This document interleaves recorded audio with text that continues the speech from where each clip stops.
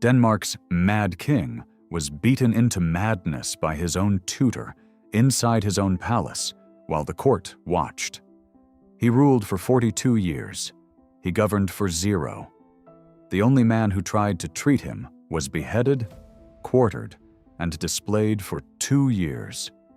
And the most progressive government in 18th century Europe, run entirely through the signature of a king who was upstairs playing with a dog. Count Dittloff Reventlow was assigned to educate the future king of Denmark. Historian Hester Chapman describes his method as a hardening treatment, systematic flogging, threats, mockery, terror. The beatings left Christian foaming at the mouth and convulsing. Before Reventlow, contemporary sources describe the boy as intelligent, sensitive, charming. After Reventlow, the symptoms begin: seizures, paranoia, self-mutilation. Britannica attributes Christian's instability directly to his brutal childhood governor. The cause came first. The label came after. But here's what no one asks. Who let Reventlow do it? The popular version of Christian VII skips his childhood.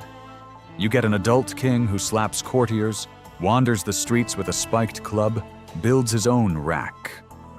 The assumption: born defective, ruled badly, replaced by better men. The timeline says otherwise. Christian was born January 29th, 1749, at Christiansborg Palace. His mother, Louise of Great Britain, died when he was 2. His father, Frederick V, was an alcoholic who broke his own leg twice while drunk, according to court records. Frederick remarried Juliana Maria of Brunswick-Wolfenbüttel. Juliana had one agenda: securing the throne for her biological son. She showed 0 interest in her stepson. One parent dead, one parent drunk, one stepmother counting the days, and one adult with unchecked authority over the most important child in Denmark, Reventlow. Christian's other tutor, the Swiss teacher Reverdil, later wrote that he discovered the full scope of Reventlow's abuse, but felt powerless to intervene. The future absolute monarch of Denmark was being systematically broken inside a palace, and the one person who noticed couldn't stop it. Not wouldn't. Couldn't. In an absolutist monarchy, the king's signature is the law. A prince who thinks is inconvenient. A prince who flinches at a raised hand and signs what he's told. That's an investment. You'll see that investment pay off 4 separate times before this story ends. The myth: Christian was useless. A broken king who couldn't function. The fact: Christian was extraordinarily useful. He just wasn't useful as a king. Frederick V died January 1766, 42 years old, destroyed by alcohol.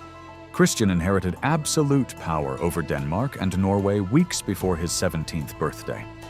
His advisors arranged a marriage to his 15-year-old cousin Caroline Matilda, sister of George III. George III knew nothing about Christian's condition. Nobody told him. Caroline Matilda arrived in Copenhagen, had her English attendants sent home at the border, and married a man who told the court it was unfashionable to love one's wife. Reverdil had to forge love letters in the king's name, just to produce an heir. Caroline Matilda was 15, alone in a foreign court, married to a man who wouldn't look at her.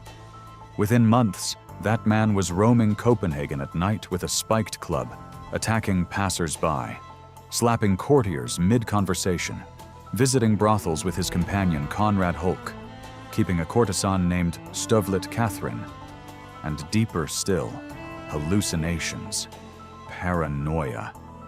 He declared in the mornings that he'd killed people in his sleep. According to contemporary accounts reviewed by Factinit, he built his own rack, had a servant flog him on it, then rubbed salt into the wounds. None of this removed him from power. Because a mad king with a functioning hand is the most valuable object in an absolutist state.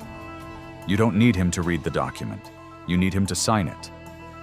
Every faction that seized Denmark over the next 4 decades used the same tool: a document, a pen, and Christian's hand. The hand changed. The pen stayed. In 1768, the court arranged a European tour: Paris, London, the German courts, hoping new environments might steady Christian. In Altona, near Hamburg, he met a physician named Johann Friedrich Struensee. You've probably seen the 2012 film, A Royal Affair, a romantic doctor who falls for the neglected queen. That's the comfortable version. Here's what they left out. Struensee was an Enlightenment radical, publishing on public health, advocating for care of the mentally ill. According to unofficial royalty, he was specifically known for a new approach to treating mental illness. When he met Christian, he did something no one in the king's life had done. He tried to understand the condition rather than profit from it. And it partially worked. Struensee managed Christian's episodes enough that the court was relieved. Christian, starved for any genuine connection since childhood, attached to the doctor completely. But Struensee was also ambitious, and Christian's signature was the most powerful instrument in Denmark. Hold both of those facts. You'll need them. Between December 1770 and January 1772, 13 months, Struensee issued over 1,000 cabinet orders under the king's name. More than 3 a day. He abolished torture. He abolished censorship. He declared freedom of the press. Denmark became the first country in the world to make it official state policy. He reformed the courts, limited the aristocracy's power, reorganized the military. Voltaire wrote to Copenhagen to congratulate the king. 1,000 orders, 3 per day, 13 months.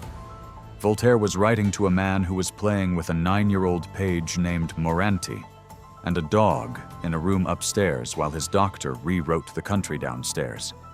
That's not even the darkest part. Struensee was sleeping with the queen. Caroline Matilda, ignored, humiliated, abandoned for years, fell in love with the one man who'd shown her kindness. In July 1771, she gave birth to a daughter. The court called the baby La Petite Struensee. Christian officially recognized the child as his own. Whether he understood or didn't care, or couldn't separate his hallucinations from reality, nobody knows. Both versions of Struensee are true at the same time. The only person who ever treated Christian as a human being, and the person exploiting his signature most effectively. The best friend and the puppet master. In a system that runs on one man's hand, that's not a contradiction. That's the only way anything gets done. If that changes how you see the relationship between power and illness, hit subscribe. I'm just getting started. By late 1771, Struensee was the most hated man in Denmark. Not for the reforms, most were genuinely progressive. For everything else. A German-speaking foreigner who dismantled the state council, fired every department head, declared himself a count, and fathered a princess. The freedom of the press he'd created backfired. It produced a flood of pamphlets attacking him. And most Danes didn't believe their king was truly insane.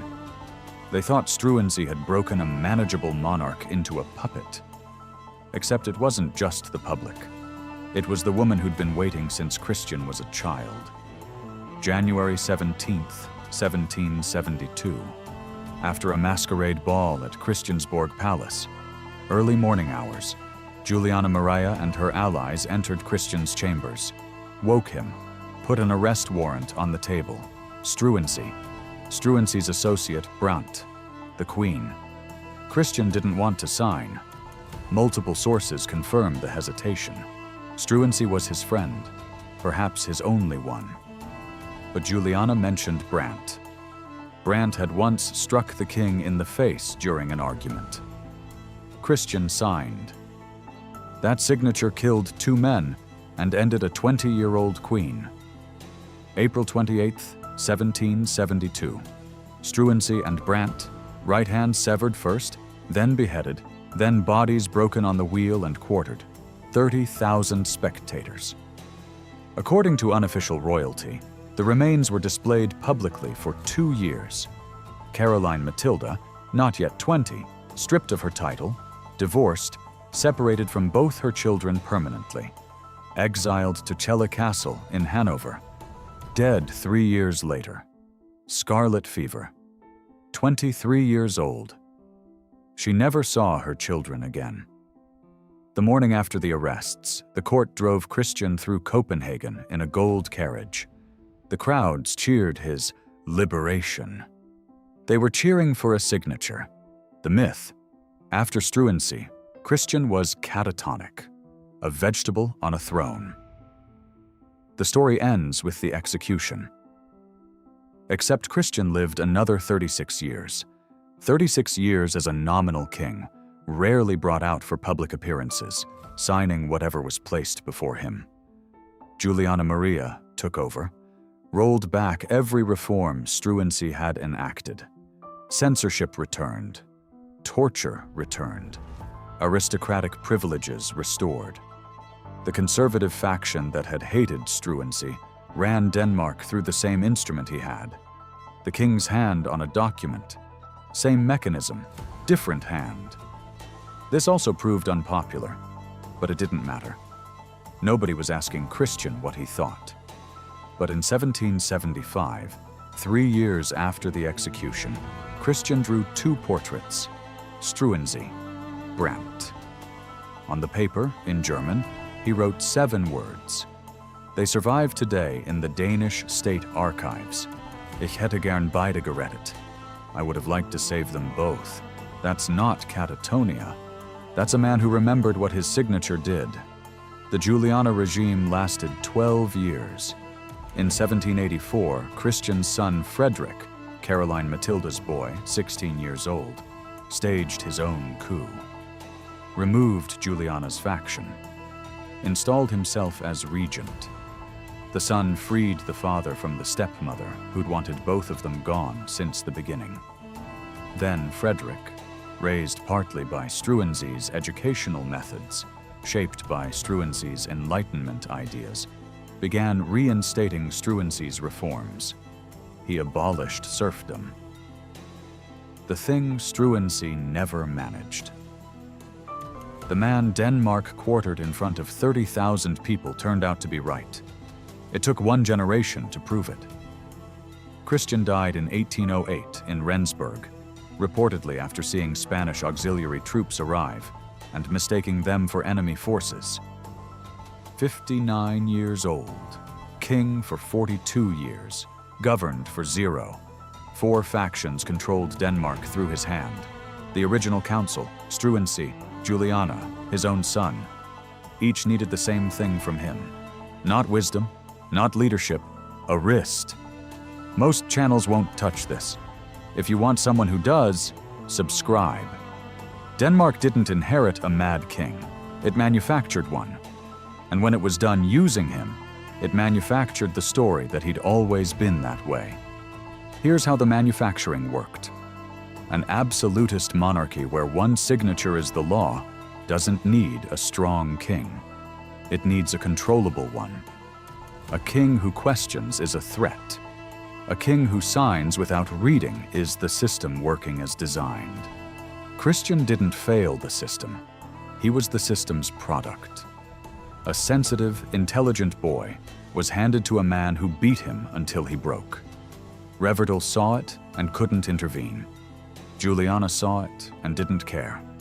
Frederick V was too drunk to notice. Nobody at the Danish court stopped it, because a broken prince was more useful than an intact one. After that, every faction used the same design. Struensee, 1,000 orders in 13 months. Juliana, 12 years of conservative rollback. Frederick, 24 years of gradual reform. 4 hands, same pen, same wrist. Nobody fixed Christian, not because they couldn't. Struensee had partially managed the symptoms, because a functioning Christian threatened whoever held the pen. A broken Christian was the pen. schizophrenia, porphyria, Tourette. Psychiatrists have argued all three. No consensus. There probably never will be. But every proposed diagnosis shares one feature. None of them were treated. Not because treatment was impossible.